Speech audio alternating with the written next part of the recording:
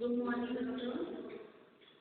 जैसा कि हमने पिछले वाले वीडियो में डीएलएड फोर्थ सेमेस्टर के जो है बुक में हमने जो है पठन के बारे में पढ़ाया है। पठन और लेखन के बारे में बता रहे हैं। पठन के महत्व के बारे में अगले वीडियो में हमने बताया था। पठन करते समय ध्यान रखने की बातें हमने आपको बताया था।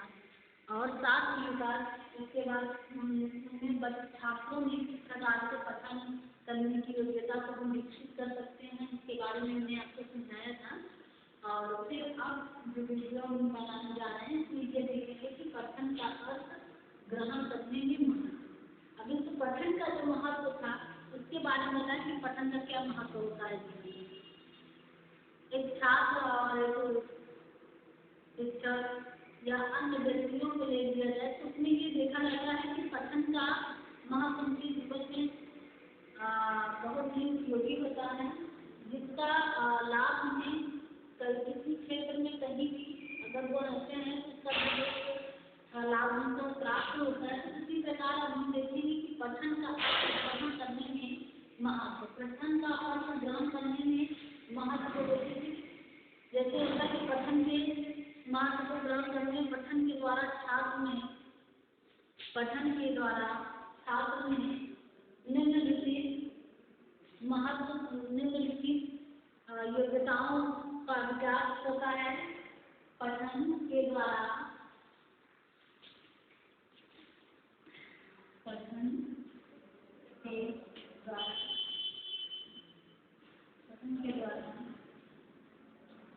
छात्रों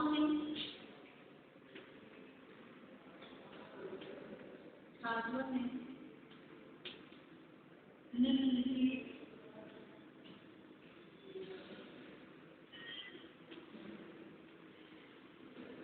निम्नलिखित योग्यताओं का विकास होता है। निम्नलिखित योग्यताओं का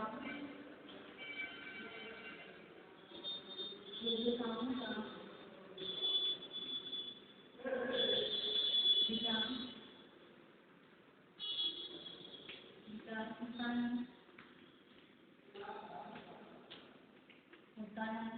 जैसे पठन का अर्थ ग्रहण करने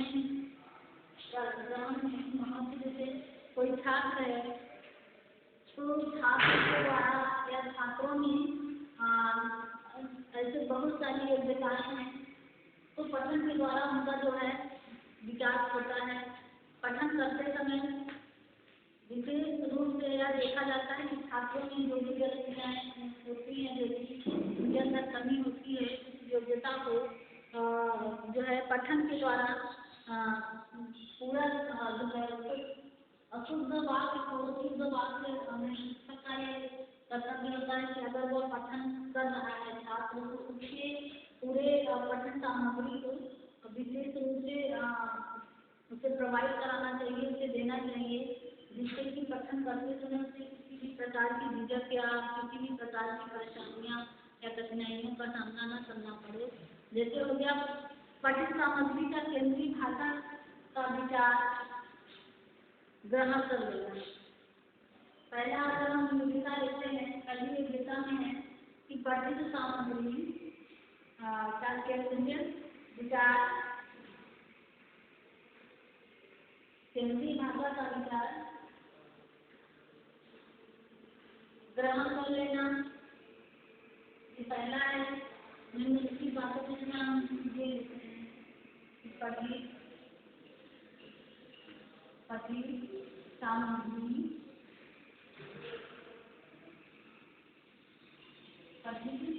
सामग्री का केंद्रीय भाषा, पठित सामग्री का केंद्रीय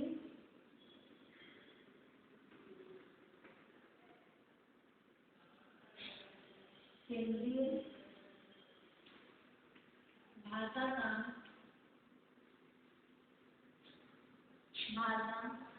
के विचारों का भाषा या विचार का अर्थ ग्रहण कर लेना। केंद्रीय भाषा या विचार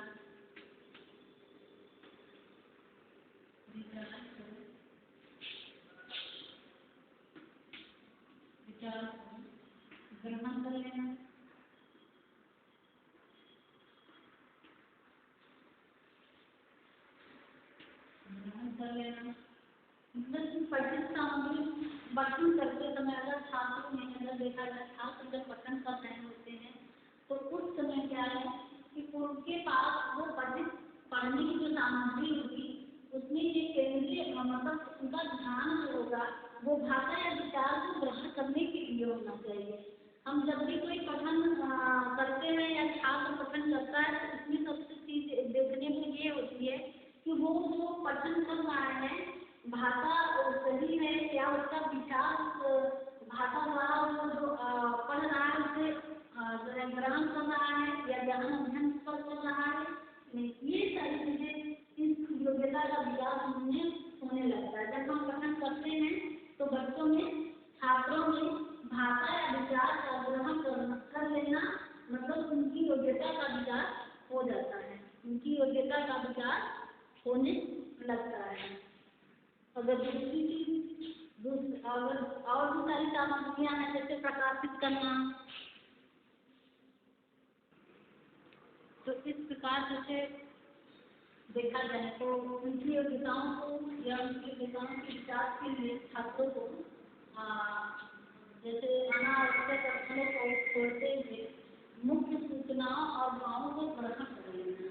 जैसे कि हम किसी छात्र जब पठन कर रहा होता है या पाठ को पढ़ रहा होता है तो उसमें क्या देखा जाता है कि हमको किस स्थल पर जाकर अनावश्यक स्थल पर नहीं जाना चाहिए, हमको उस स्थल पर जाना चाहिए जहाँ हमें मुख्य सूचना प्राप्त हो सकती है या मुख्य और या भावों को हम ग्रहण कर सकते हैं। ऐसी जगह हमें ऐसे स्थल पर जाकर पठन करना चाहिए। अनावश्यक स्थल पर जाकर जब हम पठन करते तो वहाँ हमारा भाव या जो कहानी नाटक जो भी पढ़ रहे होते हैं तो वो उसका भाव हम गहन अध्ययन नहीं कर पाते हैं। उसी प्रकार से मुख्य सूचना भी हमें नहीं प्राप्त हो पाती है, इसलिए हमें अनावश्यक स्थलों को छोड़ देना चाहिए। बाकी ऐसे स्थल पर जाकर हमें पठन करना चाहिए जहाँ हमें उस पठन करते समय उसका भाव प्राप्त कर सके और मुख्य सूचना प्राप्त कर सके। तो ये इसलिए क्या करती है योग्यताओं का विकास करती है। साथ ही जैसे कि आप किसी पुस्तकालय में जाकर या वाचनालय में जाकर ऐसे पुस्तकों को चुने जिससे कि हमारी बुद्धि की योग्यता विकसित हो सके या वो किताब को हम अपने जीवन में प्रयोग करें जिससे कि हमारी योग्यता बढ़ सके या हम जो पाठ पढ़ रहे होते हैं उन तथ्यों को भावों को समझने का पूरा प्रयास करें और अनावश्यक चीजों या अनावश्यक पुस्तकों को नहीं हमें ध्यान में रखना चाहिए जिससे कि हमारे भाव या हमारे किसी भाषा या विचार पर प्रभाव उसका पड़े। तो विशेष रूप से यह होना चाहिए कि जब हम किसी पाठन करते समय उसका अर्थ ग्रहण करने के लिए हमें पठन सामग्री के साथ साथ उनके भाषा विचार अनावश्यक स्थलों पर नहीं जाना चाहिए। पुस्तकालय में या वाचनालय में जाकर हमें ऐसी पुस्तक का प्रयोग करना चाहिए जो हमारी योग्यता को विकसित कर सके और मुझे वही पाठ पढ़ना चाहिए जिसका अर्थ और जिनके तथ्यों को या भाव को हम गहन अध्ययन कर सकते हैं, ग्रहण कर सकते हैं। तो इन चीज़ों का जीवन में प्रयोग करने से हमारे जो है पठन का महत्व या पठन करने के अर्थ को हम सही रूप से ग्रहण कर सकते हैं।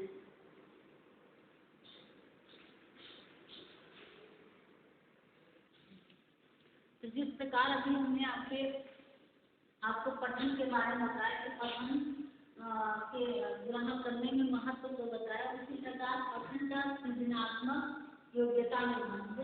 पठन का सृजनात्मक योग्यता में जो महत्व होता है कि जैसे साहित्य अगर कोई पढ़ रहा होता है और साहित्य में रुचि लेता है तो साहित्य के पठन से व्यक्ति में कुछ न कुछ लिखने की रुचि होती है।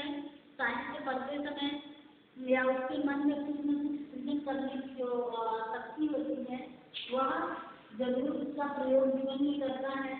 जैसे कि कोई कविता पढ़ रहा होता है या साहित्य पढ़ रहा होता है या गद्य पढ़ रहा है या पद्य पढ़ रहा है तो उस प्रकार से जो है साहित्य की कोई अन्य विधा देखा जाए तो निरंतर पढ़ने वाले लोग क्या करते हैं कुछ न कुछ लिखते ही रहते हैं क्योंकि उनका जो रुचि होता है या उनका जो रुझान होता है साहित्य को लेकर या गद्य पद्य को लेकर, कहानी नाटक को लेकर, उपन्यास को लेकर, तो अगर वह डेली निरंतर इस चीज को कर रहा है, पढ़ रहा है, तो उसमें कुछ न कुछ सृजन करने की जो क्षमता होती है वह जरूर उसका प्रयोग करता है। तो इस प्रकार से उनकी कल्पना शक्ति का भी विकास होता है। जैसे हम कोई जीवन में पाठ पढ़ रहे होते हैं या कोई हमको उपन्यास मुझे बहुत अच्छा लगता है या किसी व्यक्ति की कहानी बहुत अच्छा लगता है, अगर वह निरंतर उसको पढ़ता है तो वह उसमें कुछ न कुछ नई चीजों का सृजन करने की क्षमता अपने अंदर रखता है। उसका विकास जो है पठन के द्वारा, साहित्य के द्वारा या गद्य पद्य के द्वारा होता है। इस प्रकार से जो भी चीजें मतलब विचार की जो प्रेरणा होती है वो पठन के द्वारा ही उत्पन्न होती है।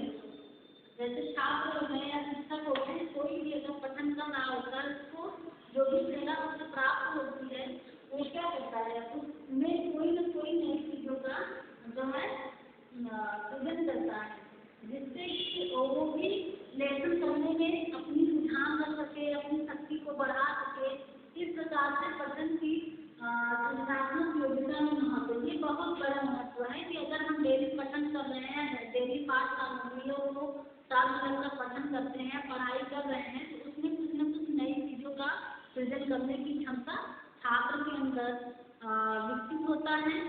और जैसे प्रौढ़ावस्था में आप ले लीजिए, साहित्य में प्रौढ़ावस्था में आंतरिक जो भंडार होता है, जो आंतरिक भंडार का वृद्धि होने लगता है, क्योंकि प्रौढ़ावस्था में लोग क्या होते हैं कि बिल्कुल मैच्योर हो जाते हैं और वो हर चीजों को समझना, उसका अर्थ निकालना, ग्रहण करना, ये सारी चीजें उनके अंदर उत्पन्न हो जाती है। इस प्रकार से वह लेखन लिखना, नाटक, कहानी लिखना, चाहिए आप राइटर है या जो है किताबों में या देखिए तो कविता लिखने वाले जैसे आप ले लीजिए रामनारायण सिंह कर रहे हैं, ये भी नाटक लिखे, उपन्यास लिखे, मुंशी प्रेमचंद जी हैं, जयशंकर प्रसाद हैं, ये लोग क्या, ये लोग कल्पना के ही द्वारा जो है कहानियों को, नाटक को, उपन्यास को जो है अपने कल्पना शक्ति के द्वारा इसको विकसित किए हैं, इसमें नई चीजों का सृजन किए और अच्छे कहानी मतलब समाज में रहने को हो रहे वातावरण को देखकर उन्होंने क्या किया है, तो उस पर कहानी लिखा है, उपन्यास लिखा है, तो सृजन करने की शक्ति जो थी उनके अंदर, उन्होंने इसका प्रयोग अपने जीवन में किया है। तो इस प्रकार से पठन का सृजनात्मक योग्यता में महत्व देखा जाए तो बहुत जीवन में बहुत बड़ा महत्व है।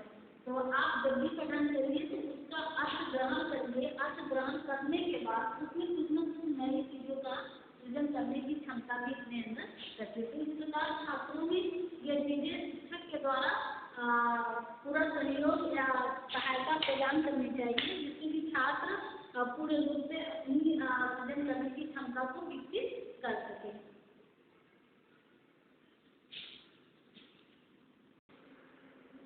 तो अभी हमने सृजनात्मक योग्यता के महत्व को बताया।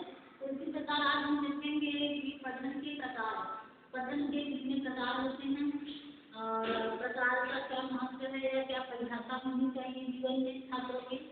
तो इस प्रकार जैसे पढ़ना या पठन दो प्रकार का होता है। पढ़ना या पठन कैसा होता है, दो प्रकार का होता है। पहला क्या होता है सस्वर पठन और दूसरा क्या होता है मौन पठन। तो आज हम सबसे पहले सस्वर पठन के बारे में पढ़ेंगे कि सस्वर पठन क्या है। स्वर पठन, सस्वर पठन के बारे में पढ़ेंगे, इसकी परिभाषा को भी पढ़ेंगे। सस्वर पठन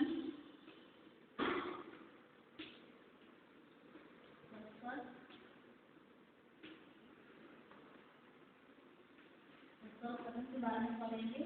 तो सस्वर पठन के बारे में परिभाषा जैसे कि हमारे श्रीमती डॉक्टर राजकुमारी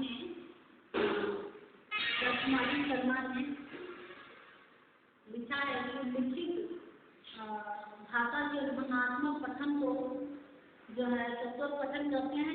सस्वर पठन का मतलब ये है कि जो चीजें हम पठन कर रहे होते हैं या पढ़ते हैं उसमें क्या होता है, ध्वनि का आवाज होता है, उसमें क्या होता है ध्वनि खाती हैं। तो इस प्रकार से उसे हम स्वस्वर पठन करते हैं। स्वस्वर पठन के निम्नलिखित जो है परिभाषाएं हैं। जैसे ले लिया जाए पहली, तो स्वस्वर पठन के या स्वस्वर पठन से क्या होता है कि छात्रों में झिझक दूर होती है। जब हम किसी छात्र कक्षा कक्ष में कई छात्र होते हैं, तो वहाँ पर अगर हम छात्रों को बैठाते हैं तो उसमें क्या होता है, ये नहीं होता है कि हम ही पढ़ना शुरू कर दें, नहीं, हमें छात्रों से पठन कक्षा कक्ष में कराना चाहिए। इससे क्या होता है कि छात्रों की झिझक दूर होती है, निडरता उनके अंदर क्या आती है, उनके अंदर निडरता आती है, आत्मविश्वास का गुण पैदा होता है। दूसरी चीज उच्चारण करने का अवसर प्रदान होता है। और साथ ही साथ में अगर देखा जाए तो ये अभ्यास छात्रों में होना चाहिए, क्योंकि हमें शिक्षक का एक कर्तव्य होना चाहिए कि हमें यह अभ्यास छात्रों से जरूर कराना चाहिए। क्योंकि अगर हम छात्रों को, हम ही शिक्षक होकर उनको पढ़ा रहे हैं, वो पढ़ रहे हैं कि नहीं पढ़ रहे हैं, उनको उच्चारण करने आ रहा है कि नहीं आ रहा है, ऐसे क्या होता है कि छात्र शिक्षक पढ़ाया, छात्र पढ़कर सुनकर वहाँ बैठा रहे हैं। लेकिन हमें कुछ कार्य ऐसे हैं जो कक्षा कक्ष में गतिविधियों के द्वारा कराना चाहिए, जिससे कि छात्रों का आत्मविश्वास बढ़े, उन्हें निडरता आए, उनमें से उच्चारण करने की क्षमता को विकसित करें। और यह अभ्यास हमें कक्षा कक्ष में छात्रों के द्वारा कराना चाहिए। दूसरी चीज अगर देखा जाए तो छात्रों का संकोच, जैसे कोई छात्र होते हैं, उन्हें पढ़ने के लिए जब बोलते हैं तो वो डरते हैं, उनके अंदर संकोच होता है। तो ये चीजें भी उनके अंदर से क्या होती है, खत्म हो जाती है और झिझक दूर होती है, जो उनके सर्वांगीण विकास के लिए बहुत ही जरूरी है। उनके सर्वांगीण विकास के लिए ये चीजें बहुत जरूरी है। जब किसी छात्र का सर्वांगीण विकास के बारे में सोचते हैं तो ये सब प्रक्रिया हमें जरूर करानी चाहिए। कक्षा कक्ष में ये नहीं कि हमने होमवर्क दे दिया, पढ़ा दिया, बस खत्म, नहीं, हमें ओरल कराना चाहिए, बिल्कुल उनको सबको पठन कराना चाहिए, जिससे कि उनके अंदर कुछ आत्मविश्वास हो सके और दूसरों से बातचीत करने की क्षमता को हम विकसित कर सके। तो ये हम सबको पठन के माध्यम से जो है कर सकते हैं। दूसरा है कि जैसे अनुपस्थिति में लेखकों के अनुपस्थिति में अपने विचारों के दूसरों के साथ जो है अवगत करा सके। अगर उसमें जो है सबको पठन कर रहे होते हैं छात्र, तो ये सारी चीजें उनके जो है सबकी अंदरूनी जितने भी उनके अंदर झिझक होती है, वो सब क्या होते हैं कि धीरे धीरे इससे दूर होने लगते हैं। स्वस्वर पठन के विधिवत अभ्यास द्वारा छात्रों को क्या होता है कि छात्रों में सफलता वक्ता बनाया जा सकता है। अगर हम किसी छात्र को स्वस्वर पठन करा रहे हैं तो अच्छा वक्ता भी बन सकता है, नेता भी बन सकता है, वकील भी बन सकता है, शिक्षक भी बन सकता है, कुछ भी बन सकता है। अगर हमें ये सब चीजें करने से क्या होता है कि छात्रों में कई चीजें ऐसे उनके अंदर गुण आ जाते हैं कि जिससे कि वह अपने जीवन में उसका दैनिक जीवन में प्रयोग कर सकते हैं। तो स्वस्वर पठन में बहुत सारे गुण उनके अंदर पैदा होते हैं, जैसे कविता सुनने की भी जो है शक्ति हो जाती है। दूसरी चीज एक अच्छा वक्ता बन सकते हैं, वकील बन सकते हैं, बोलने की जो उनके अंदर दिक्कतें होती हैं वो सारी खत्म हो जाती हैं। और एक अच्छा पठन करने वाला जो छात्र होगा वह कहीं न कहीं किसी न किसी क्षेत्र में वह जरूर विचार करेगा। इसलिए हमें छात्रों से अक्सर क्लास में हमें पठन कराना चाहिए।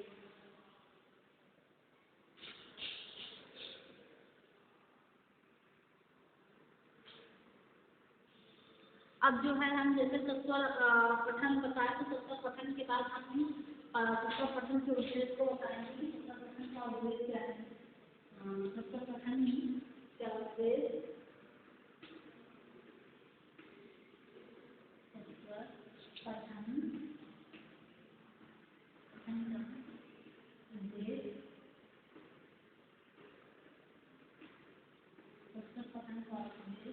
तो स्वस्वर पठन के उद्देश्य में हम देखिए स्वस्वर पठन के निम्नलिखित उद्देश्य होते हैं। जैसे कि पढ़ते समय छात्रों में पढ़ते समय स्वरों के उतार चढ़ाव को देखना, उतार चढ़ाव को तथा विराम आदि को ध्यान में रखना चाहिए। जैसे कोई छात्र पुस्तक पठन कर रहा होता है तो उस पर हमें विशेष ध्यान देना चाहिए कि कहाँ उतार हो रहा है, कहाँ चढ़ाव हो रहा है, कहाँ उसे विराम लेना है, आदि चीज़ों को हमें ध्यान में रखकर पुस्तक पठन बच्चों से कराना चाहिए। दूसरे है कि पढ़ते हुए विषय को छात्र दूसरों के साथ जो है या दूसरों को भी समझा सके, इतनी क्षमता उसके अंदर उत्पन्न होनी चाहिए या इतनी क्षमता उत्पन्न करना। तीसरा है जैसे छात्रों में ऐसी योग्यता पैदा करना चाहिए कि पठन करते समय या पठन किस प्रकार से किया जा सके कि वह दूसरा कोई उसे सरलता से समझ सके। तो ये सब क्या है, पठन के उद्देश्य हैं। हम किसी छात्र को अगर पठन करा रहे होते हैं या छात्र पठन करा उसके विराम इनको देखना चाहिए, कहाँ से उठना है, कहाँ उतरना है, कहाँ उतारना। जैसे कविता पढ़ रहा है, कहानी पढ़ रहा है, कुछ भी पढ़ रहा है कक्षा कक्ष में, तो इस पर शिक्षक का कर्तव्य होता है कि वह विशेष ध्यान दे कि छात्र कहाँ उतार कर रहा है, कहाँ चढ़ाव कर रहा है, कहाँ विराम ले रहा है, गलतियाँ तो नहीं कर रहा है। ये सब चीज़ों को हमें ध्यान में रखकर पुस्तक वाचन करना चाहिए। और छात्र पढ़े हुए विषय को दूसरे के साथ क्या करना चाहिए, उसे समझा क्षमता उसके अंदर उत्पन्न होनी चाहिए। जैसे हम कोई छात्र कोई पढ़ रहा है, कहानी पढ़ रहा है, तो वह दूसरों को या दूसरे छात्र को समझा सके, इतना तो क्षमता उसके अंदर होनी चाहिए। तो इस प्रकार से पुस्तक वाचन के जो है उद्देश्य है। अब हम आगे जो है पुस्तक वाचन के ही बारे में, तो पुस्तक वाचन के बारे में हमने प्रकार के बारे में बताया। पहला प्रकार हमारा पुस्तक है, दूसरा हमारा जो है मौन पठन है। तो अभी हम पुस्तक पठन के बारे में बात कर रहे हैं। हमने पुस्तक पठन के बारे में बताया कि क्या उसका महत्व, परिभाषा क्या है और उसके उद्देश्य क्या है छात्रों के जीवन में। तो उसी प्रकार अब हम पढ़ेंगे पुस्तक पठन के अंग। तो पुस्तक पठन के प्रमुख अंग निम्नलिखित है। पुस्तक पठन के प्रमुख अंग निम्नलिखित हैं। जैसे होता है ना कि हमारे सभी कई अंग हैं, तो उसी प्रकार पठन करने के भी कई अंग हैं, जिसके जो है हम आपको साझा करने जा रहे हैं, आपको बताने जा रहे हैं। सबसे पहले तो हम ये देखेंगे कि जो है ध्वनि का उचित ज्ञान। ध्वनि का पहला क्या है, पहला है ध्वनि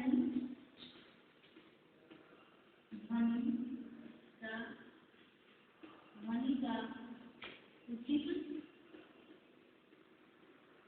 उचित ज्ञान।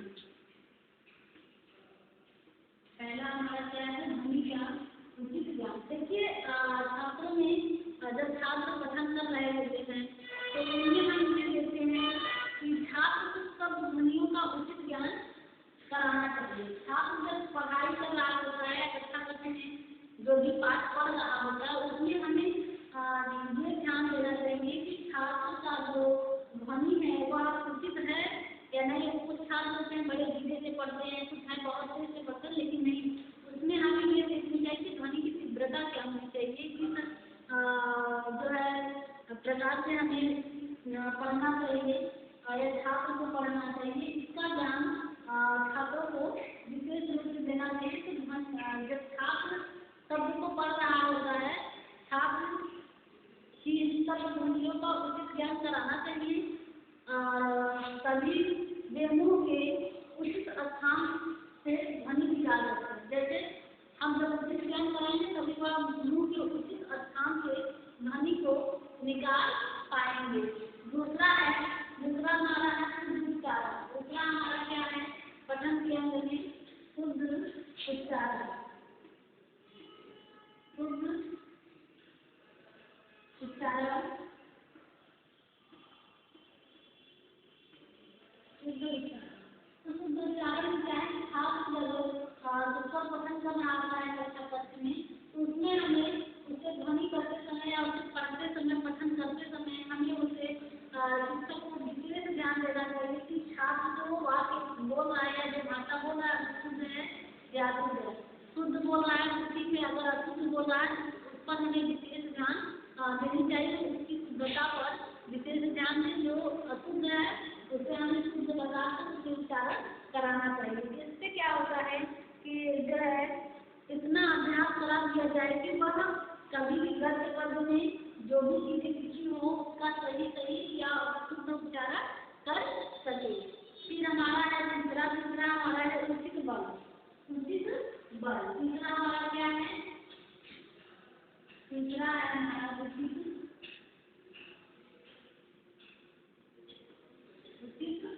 बल।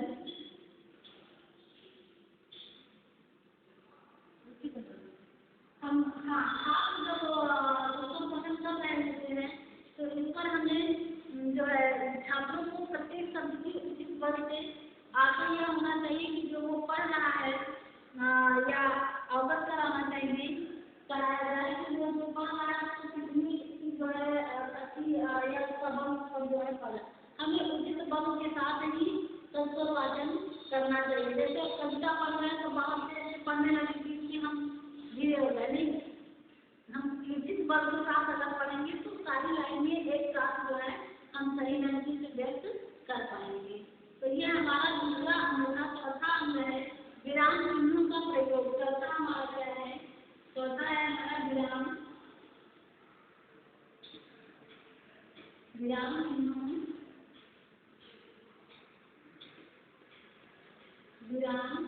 चिन्हों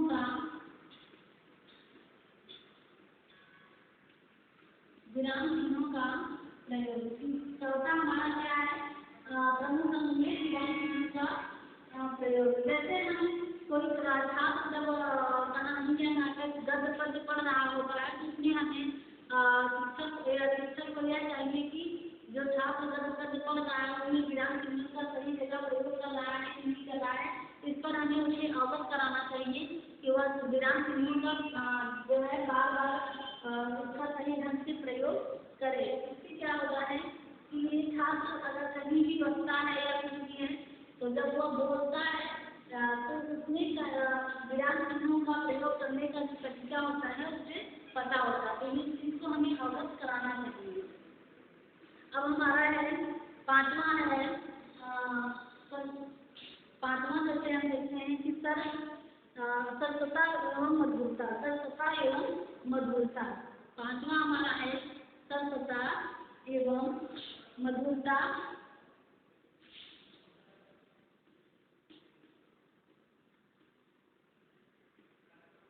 सरसता एवं मधुरता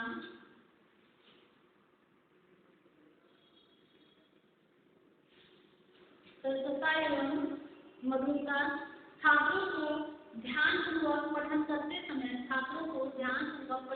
समय उसमें सरसता का मतलब होता है कि जो भी किसी को पढ़ रहा है उसमें रस होना चाहिए, उसमें मधुर शब्द होना चाहिए जिससे कि दूसरों को सुनकर उसको जो है समझ में आ सके और साथ ही साथ वह भी उस प्रकार के पढ़ने की क्षमता उसके अंदर विकसित हो सके। छठवां हमारा रुचि है। छठवां क्या है? हमारा रुचि है। तो छठवां हमारा क्या है? रुचि माना गया है। प्रमुख अंग हमारा रुचि है।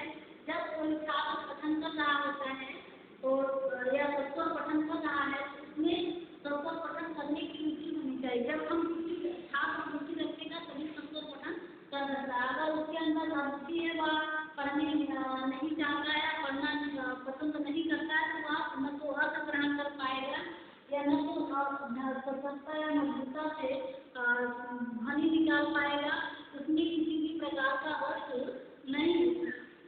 इस प्रकार हमें रुचि होना चाहिए तभी हम संस्कृत वाचन कर सकते हैं।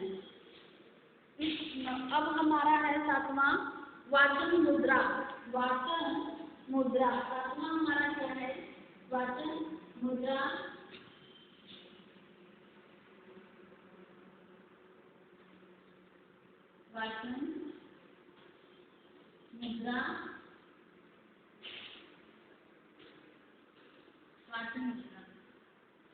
वाचन मुद्रा में क्या होता है कि पठन में मुद्रा का भी अपना स्थान होता है। वाचन करते समय सबको वाचन जब कर रहे होते हैं या कर रहे होते हैं लोग, तो उसमें मुद्रा का जो महत्व होता है, स्थान होता है, वह बहुत ही महत्वपूर्ण होता है। उदाहरण के लिए जैसे यदि आप वीर रस की कविता पढ़ रहे हैं, अगर यदि आप वीर रस की कविता पढ़ रहे होते हैं तो इसमें ये चीज़ें देखने को मिलती है कि जो है मुख मुद्रा तेज पूर्ण होनी चाहिए। मुख मुद्रा जो होता है तेज होनी चाहिए। फिर श्रृंगार रस, जैसे ले लीजिए श्रृंगार एवं करुण रतन, आज का स्वरूप संचालन होना चाहिए। जैसे हम वीर रस पढ़ रहे हैं तो उसमें वीरता की पहचान होनी चाहिए। श्रृंगार रस पढ़ रहे हैं तो श्रृंगार रस की पहचान होनी चाहिए। हाथ रस पढ़ रहे हैं तो हाथ रस की पहचान होनी चाहिए। तो वाचन मुद्रा का भी अपना एक स्थान में होता है। जैसे आठवां ले लीजिए, आठवां हमारा क्या है, आठवां में है प्रसंगानुसार उतार चढ़ाव। प्रसंगानुसार आठवां है प्रसंगानुसार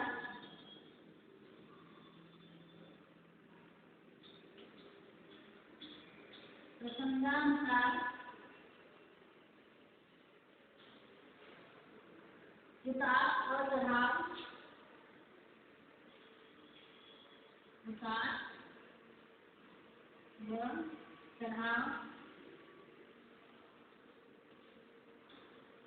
जैसे गद्य पद्य में लोग पढ़ रहे हैं तो उसके जो प्रसंग है, उस प्रसंग में ये सीखना होता है छात्रों को या शिक्षकों द्वारा कि जो हम प्रसंग पढ़ रहे हैं उसमें उतार चढ़ाव कितनी है और उचित ढंग से हो रहा है नहीं हो रहा है, तो इस चीज को हमें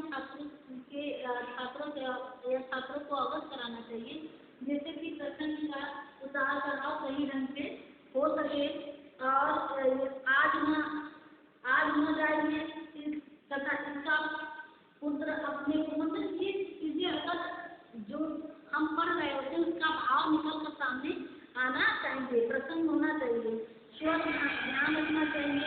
इसमें श्रोताओं को अवस्था के अनुसार प्रसंग हमें सुनाना पड़ता है, उसके बारे में जाना पड़ता है। जैसे कोई हम कक्षा में पढ़ते हैं तो वहाँ जो हम आज लोग पढ़ रहे होते हैं उसका प्रसंग अलग होता है, वहाँ लोग अपने के पढ़ रहे होते हैं, तो आप चीज़ों को हमें इसमें ध्यान देकर करना चाहिए। आरोप को नहीं कहना चाहिए, जैसे आरोप जो उसके हुए वाक्य को नहीं कहना चाहिए, स्वर नहीं पढ़ना चाहिए। नौवां है हमारा विशेष बल। नौवां हमारा क्या है, विशेष बल। नौवां हमारा है विशेष बल।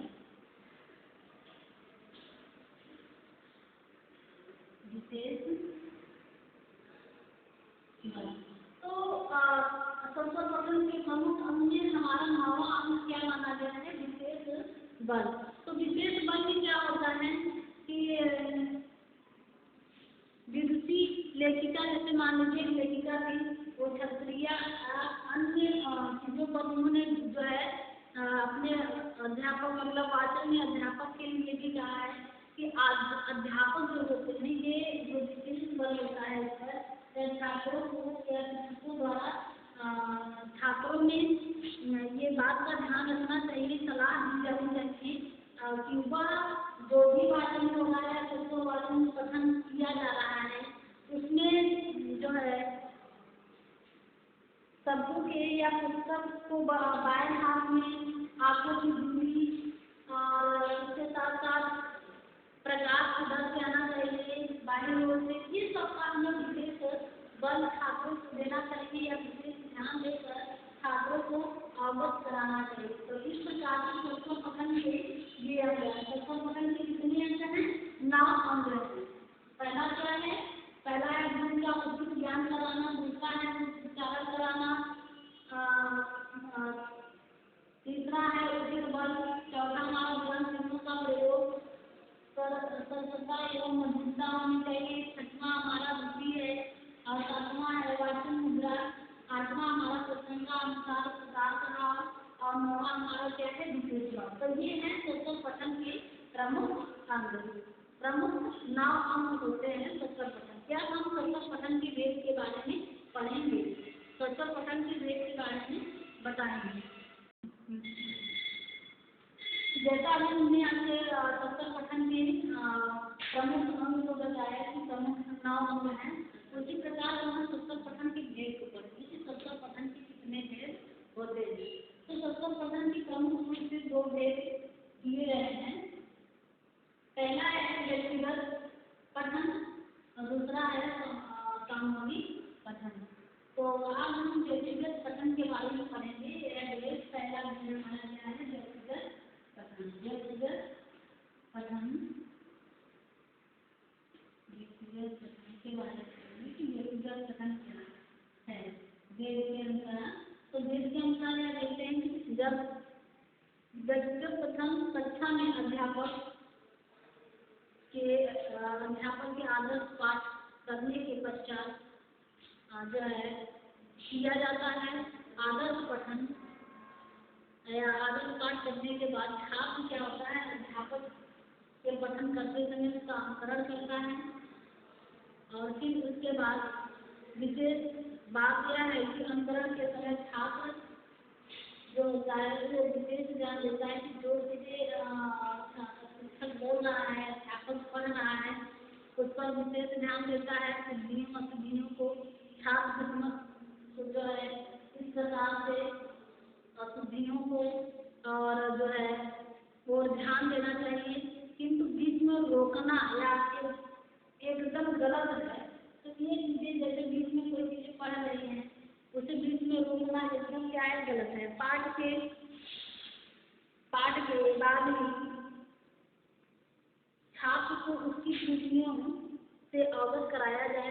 जब छात्र अध्यापक सुनेगा ना, तो जो व्यक्तिगत पठन था, तो व्यक्तिगत पठन में क्या है कि छात्र अध्यापक के आदर्श पाठ करने के पश्चात पुनः छात्र जो है उसे अनुकरण करता है। अनुकरण करने के बाद छात्र भी व्यक्तिगत एक छात्र खड़ा होगा और अध्यापक पढ़ाया होगा, अनुकरण करके छात्र भी वही चीज पढ़ेगा। अगर छात्र कहीं अशुद्धियां या गलतियां कर रहा है तो उस पर शिक्षक को विशेष ध्यान दिए रहना चाहिए। इसके बाद उसे बीच में रोकना नहीं चाहिए और जब वह उसकी पाठ प्रक्रिया पूरी हो जाए तो उसे पढ़ने के बाद खत्म हो जाए तब छात्र को तब शिक्षक को छात्र को भी अवगत कराना चाहिए कि तुम्हारी इस जगह अशुद्धियां थी या तुम गलत थे, इस जगह उसे फिर से शुद्ध करने की पूरी तुम तैयारी करो या कोशिश करो। इस प्रकार से हमें जो है व्यक्तिगत पठन में पढ़ने को या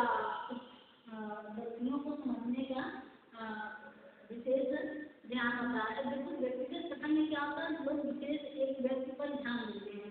सामूहिक पठन में ऐसा नहीं होता है। व्यक्तिगत पठन में क्या होता है, जब हम अकेले पढ़ रहे होते हैं तो सामने वाला भी हमारा निरीक्षण कर रहा होता है, तो उसका विशेष ध्यान हमारे भाषाओं पे होता है या हमारे वाक्यों पे होता है, हमारे उच्चारण पर होता है, तो वो अशुद्धियों को पकड़े रहता है। तो बीच में सिर्फ रोकना नहीं चाहिए अध्यापक को। जब यह हमारा खत्म हो जाए तब अध्यापक को चाहिए कि छात्र को उसकी अशुद्धियों का अवगत करा देना चाहिए।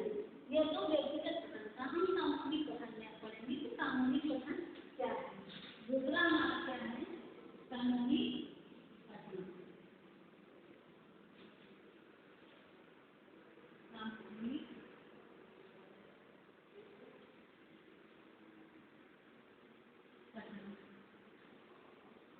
सामूहिक पठन में देखेंगे क्या है। तो सामूहिक पठन में क्या है, सामूहिक पठन को समावेश वाचन भी कहा जाता है। समावेश वाचन कहा जाता है, जिसका अर्थ है कि मिलकर एक साथ पढ़ना। इसका विशेष लाभ कक्षा में दुर्बल या संकोचित छात्रों को मिलता है। जो छात्र संकोच या भय के कारण कक्षा के समक्ष वाचन में असमर्थ होते हैं,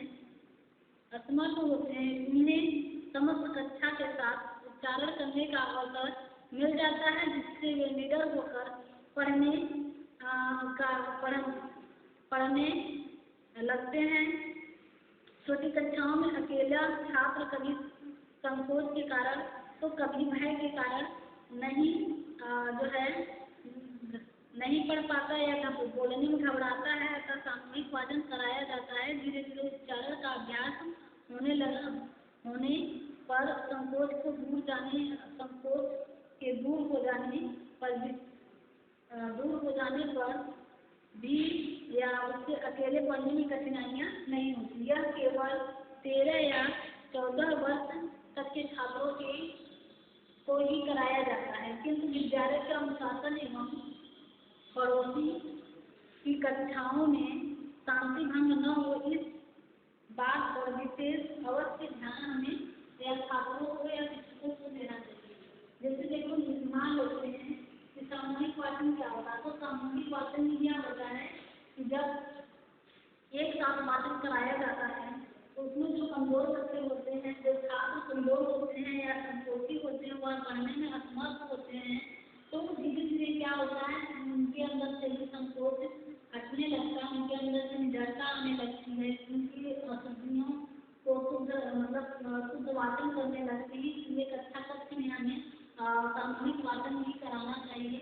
इससे बच्चों के अंदर की झिझक दूर होने लगती है।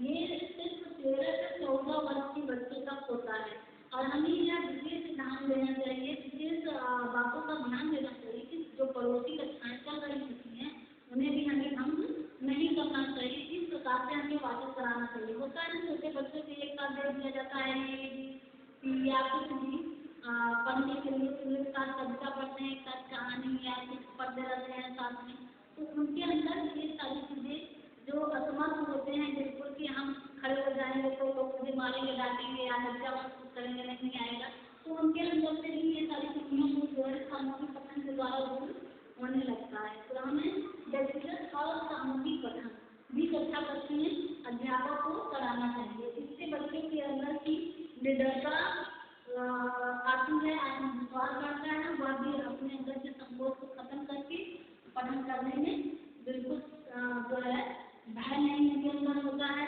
तो ये सारी चीजें हमें सामूहिक पठन के द्वारा कराना चाहिए। तो इस प्रकार से आज हमने देखा कि जैसे हमने बताया कि पठन के प्रकार में 2 प्रकार के पठन होते हैं। पहला पुस्तक पठन होता है, दूसरा क्या है, मौन पठन। तो आज हमने आपको पुस्तक पठन के बारे में बताया कि पुस्तक पठन के भेद क्या हैं, पुस्तक पठन के अंग क्या होते हैं, कितने अंग हैं। तो मैंने पुस्तक पठन के 9 अंग बताए, प्रमुख अंग माने गए हैं। उसके बाद जो है पुस्तक पठन का महत्व क्या है, परिभाषा छात्रों में क्या है, जैसे विकसित करना चाहिए अध्यापक द्वारा। तो क्या ध्यान देना चाहिए पठन करते समय पुस्तक पठन के बारे में, कठिनाइयों को कैसे दूर किया जा सकता है। जैसे वेद के बारे में बताया, व्यक्तिगत पठन होता है, दूसरा सामूहिक पठन होता है, इसलिए प्रमुख 2 रूप के भेद भी बताए गए हैं। तो इसके बाद अब हम मौन पठन के बारे में बात करेंगे। अगली वीडियो में हम आपको जो है मौन पठन के अंतर्गत बताएंगे कि मौन पठन कैसे कक्षा कक्ष में किया जाता है या इनमें क्या त्रुटियाँ होती हैं, क्या गलतियाँ होती हैं, इन सब के बारे में हम अगली वीडियो में जो है आपसे चर्चा करेंगे। वीडियो कैसा लगा